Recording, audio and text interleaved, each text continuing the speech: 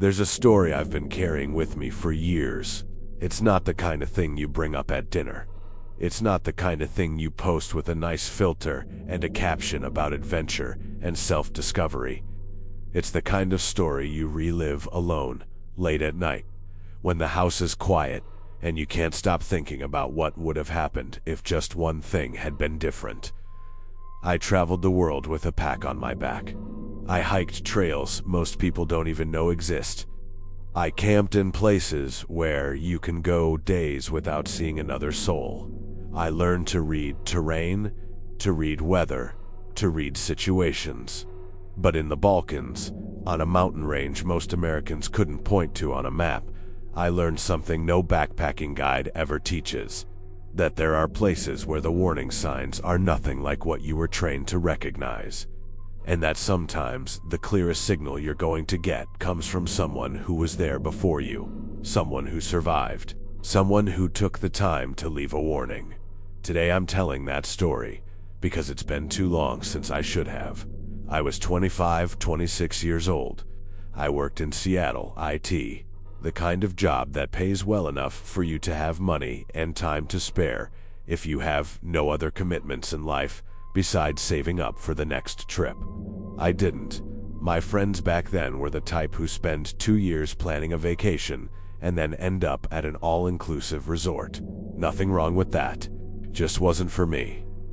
I was the guy who bought a ticket to some secondary airport in Europe, threw 40 liters on his back, and disappeared for 3 weeks. No fixed itinerary, no reservations, nothing but what was in the pack and a beat-up paper map I consulted more for pleasure than necessity.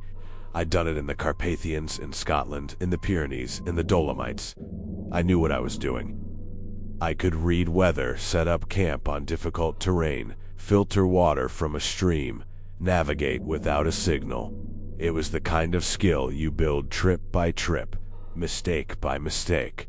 I thought I knew everything I needed to know. That trip ended that illusion once and for all.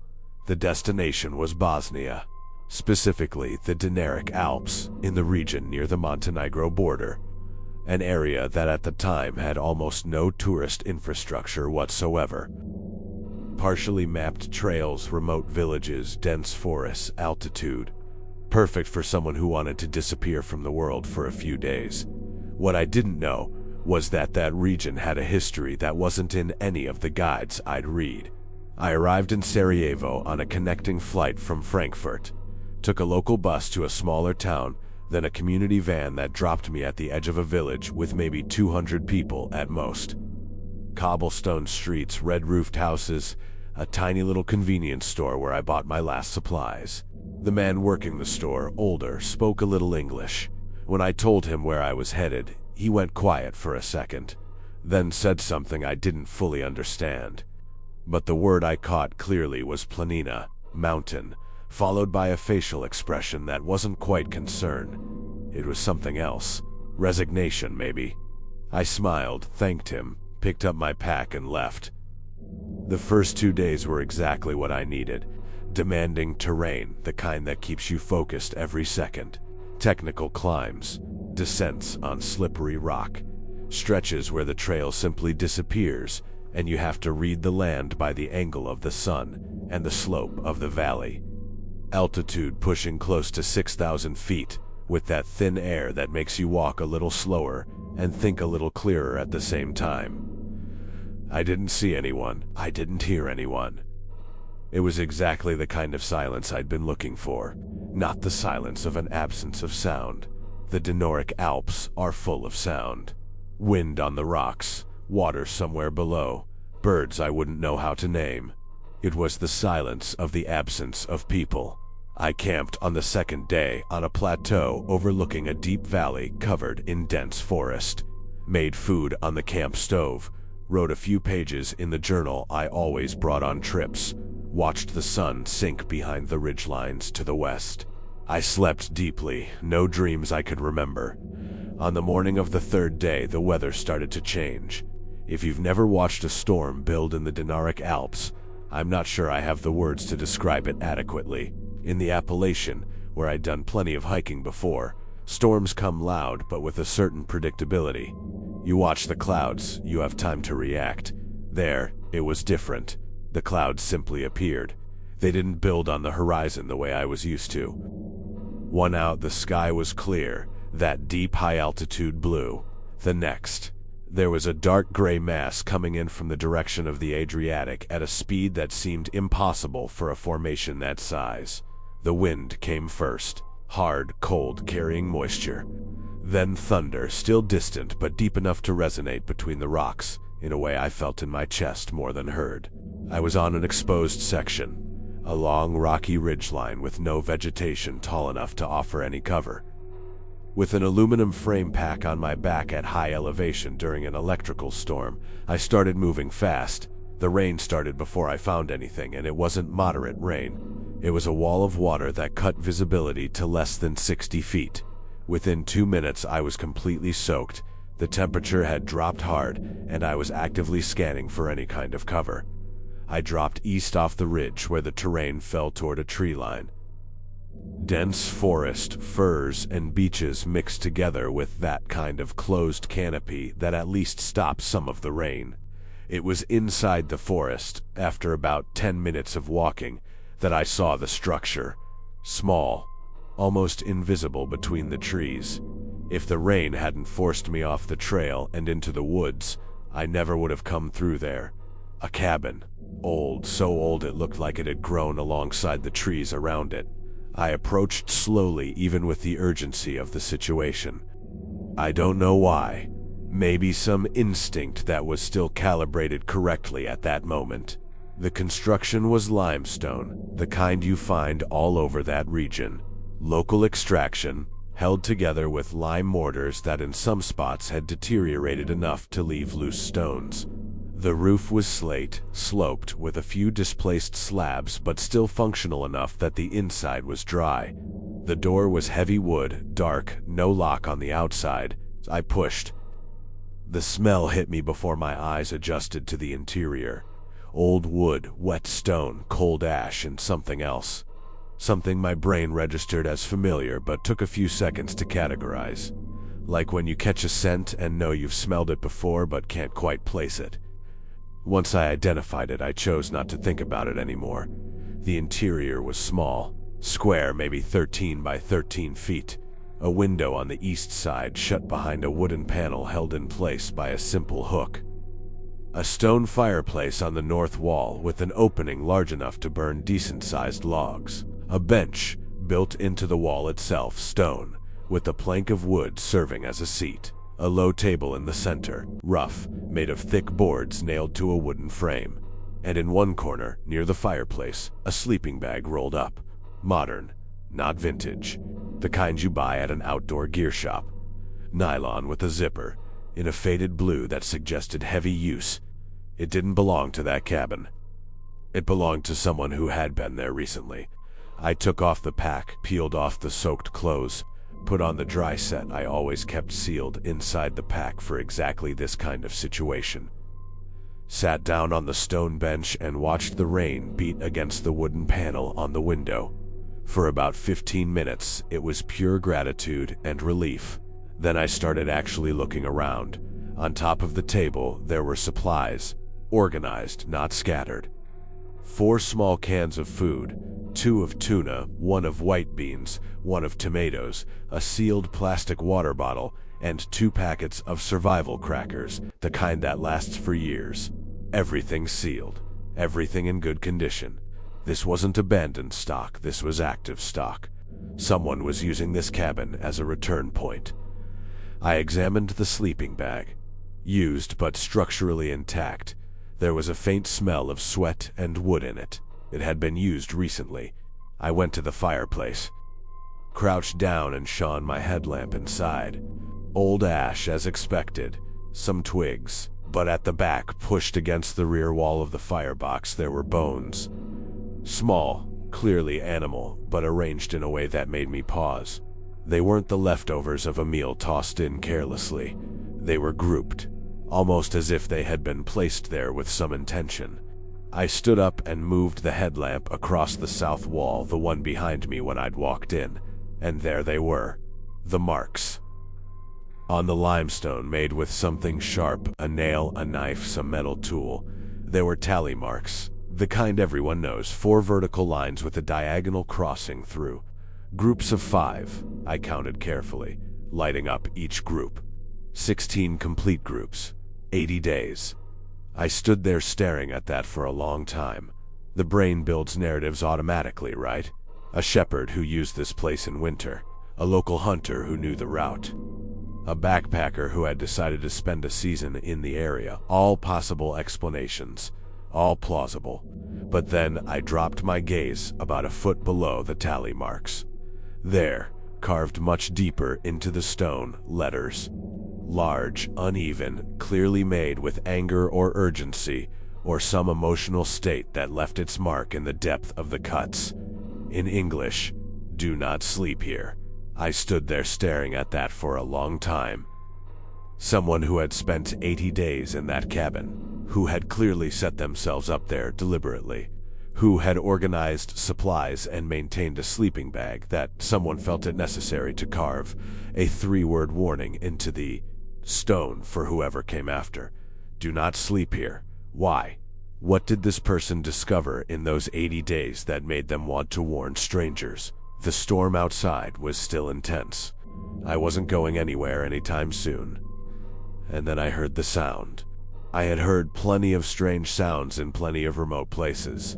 Animals at night, falling branches, the body itself making noises that the mind amplifies when it's alone. I had learned to categorize sounds quickly. This one didn't fit any category I knew. It was coming from the roof, not rain on the slate slabs. I was already tuned to that pattern. This was something different, a pressure being applied, then released, applied, then released, rhythmic, deliberate. Too heavy for a bird or a rodent. I went completely still. The sound repeated 5-6 times, then stopped. The silence that followed was different from the silence before. Before it had been a neutral silence, the silence of an empty place. This one was loaded.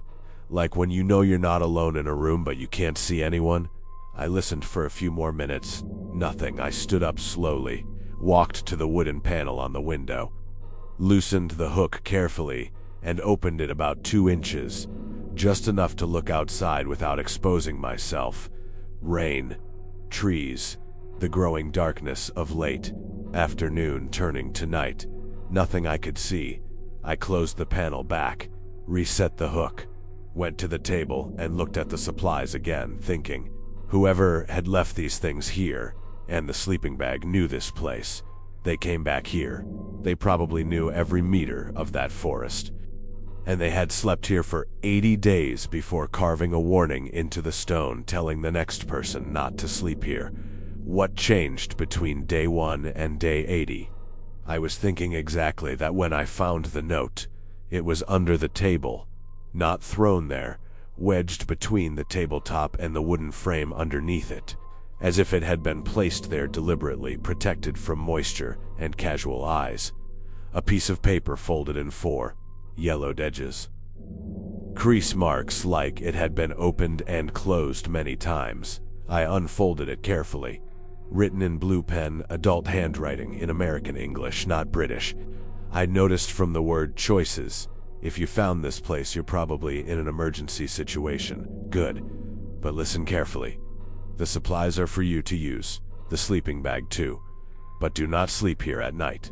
Do not light a fire after dark. Do not make noise. If you need to use a flashlight, cover it with something to reduce the light. I spent 72 days here before I understood.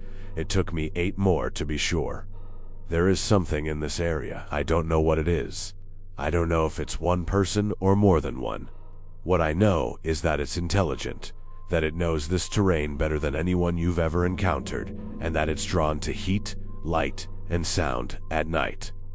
In the morning, when there's enough light, leave by the northeast slope. Avoid the main trail. They know it. It's not the terrain that's going to get you. Good luck. No name, no date. I read that note 3 times straight through. There is something in this area. I don't know what it is. I don't know if it's one person or more than one. The note used they at the end. Outside, the light was fading completely. The storm had eased a little, but it was still raining hard enough to make any movement dangerous on steep, slippery terrain without a clear trail in the dark. I was stuck until morning, and something out there was drawn to heat, light, and sound at night. I turned off the headlamp. I did it immediately, instinctively, before I had even planned anything else. The instruction was clear, and my body reacted before my brain finished processing it. I sat down on the stone bench with my back against the wall facing the door, pocket knife in my right hand. Pack already repacked and positioned between the bench and the wall within immediate reach. No light. The darkness inside the cabin was dense but not complete.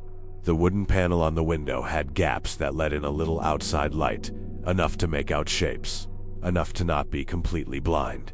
My body was doing that thing that happens with real fear. Not roller coaster fear, which is excitement dressed up as fear. Real fear, which is physiological and primal. Elevated heart rate but controlled. Short breaths. Every sense redirected toward hearing. I listened. Rain on the roof. Wind through the firs. The creak of some branch under the weight of accumulated water. For an hour, nothing different. I was starting to question my own interpretation of everything when I heard it. Footsteps. In the forest. Not on the trail. In the forest itself. The kind of sound that wet leaves and mud make when significant weight moves through them, and getting closer. I went absolutely still. The footsteps stopped just outside the cabin, less than 6 feet from the door. I was estimating from the proximity of the sound, and after a pause of maybe 10 seconds the latch moved. Not a latch in the modern sense. It was a wrought iron bar, the kind that turns to release the lock. And it turned, slowly, with complete deliberation. Someone on the outside knew exactly how that latch worked. I stood up without making a sound, backed into the corner furthest from the door, crouched behind the table. In the dark, my advantage was knowing the space. The latch turned to the point where the door would open, and stopped. Silence. 30 seconds of absolute silence in which the only sound was my own blood pulsing. Then, from outside, breathing. Slow. Deep. With a pattern that wasn't completely regular, there was a pause in the middle of each exhale, as if the person was listening at the same time as they were breathing. The door didn't open. How long we stayed like that, me crouched in the dark on the inside, whatever it was standing on the outside with the latch in hand, I can't say with any precision. My sense of time had completely disintegrated. The breathing stopped. The latch was released carefully. I heard the small metallic sound of it returning to the closed position, footsteps moving away. Slow, deliberate, back into the forest. I stayed crouched in the same spot for a long time after the sound disappeared. I didn't move until I saw the first hint of light through the gap in the window panel. When the light was enough for me to clearly see my outstretched hand, I stood up, pack on my back, pocket knife in the outer pocket, within quick reach, controlled breathing. I opened the door. The forest was soaked and quiet.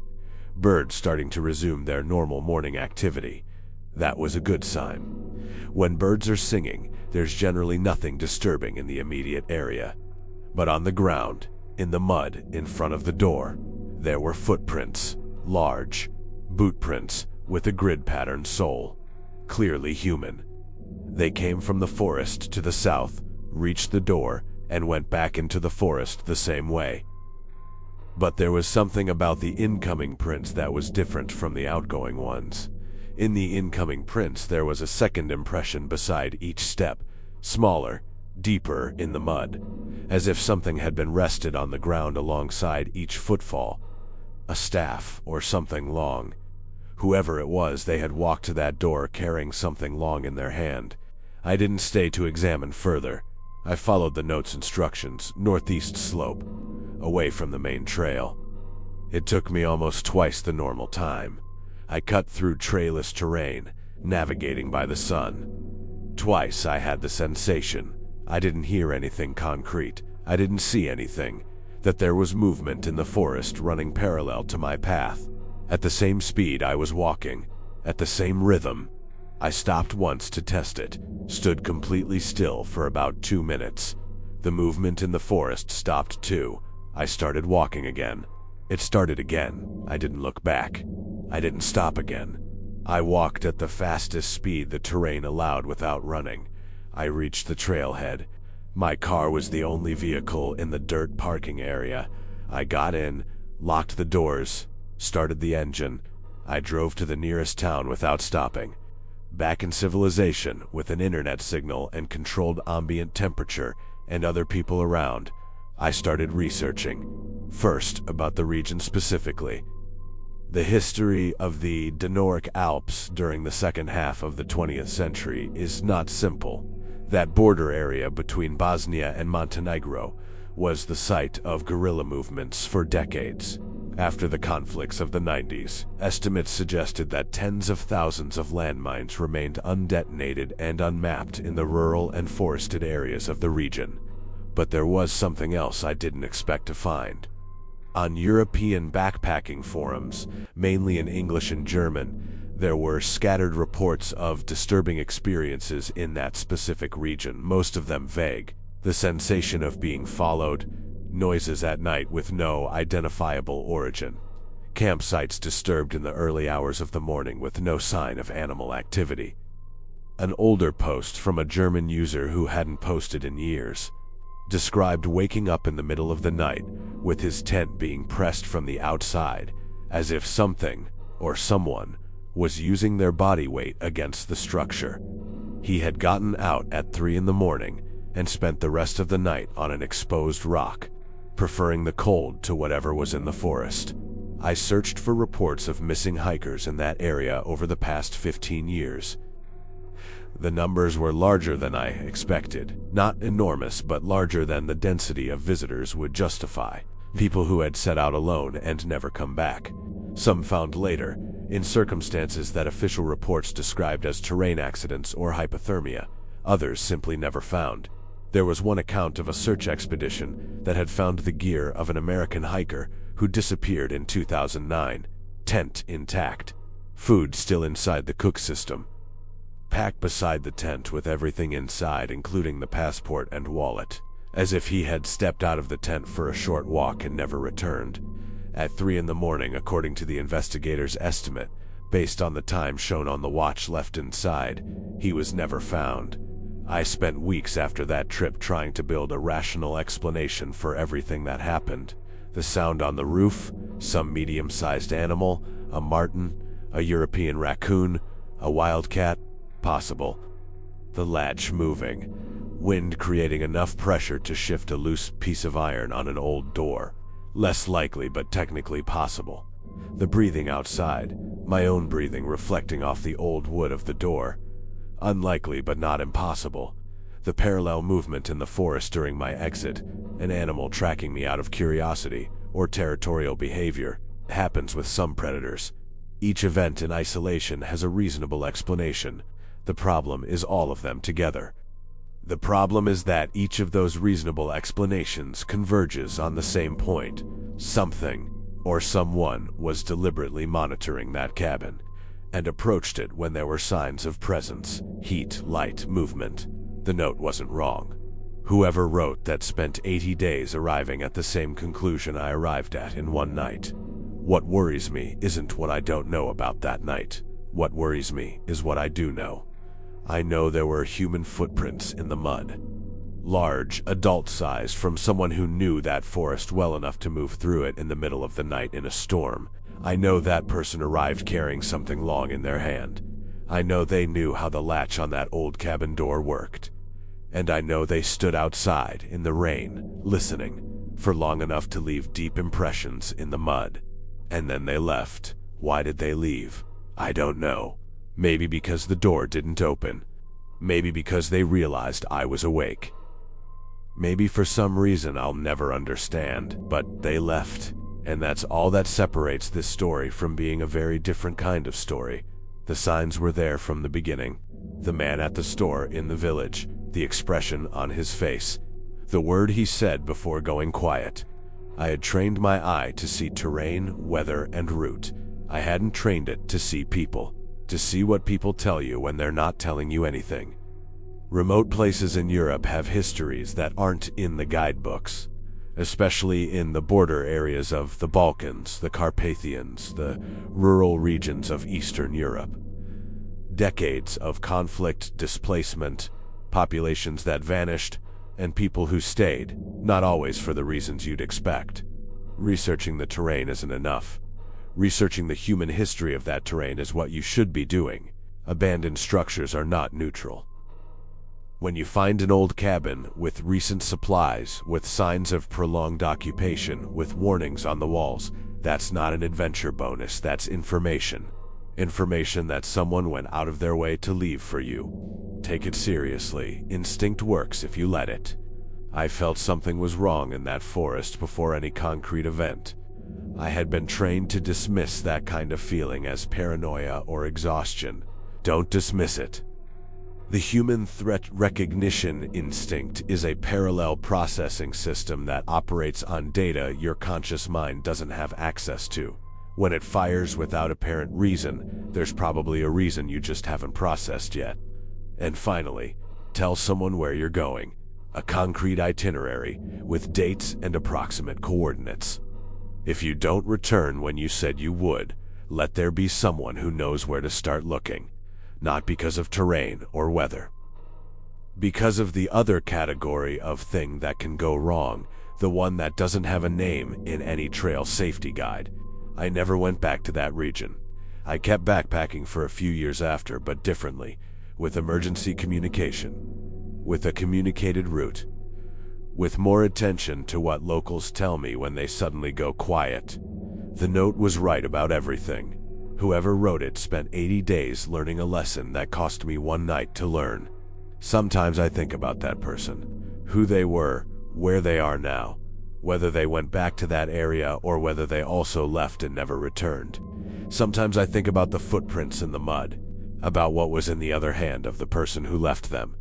And sometimes, on cold nights with rain outside, I think about how many old cabins are scattered across remote mountain ranges around the world, with warnings carved into the walls that nobody has ever read. The mountains keep secrets. They have for centuries. The question isn't whether you're going to find one of them. It's whether you're going to be paying attention when it happens. Take care of yourself out there, and never ignore what's written on the walls.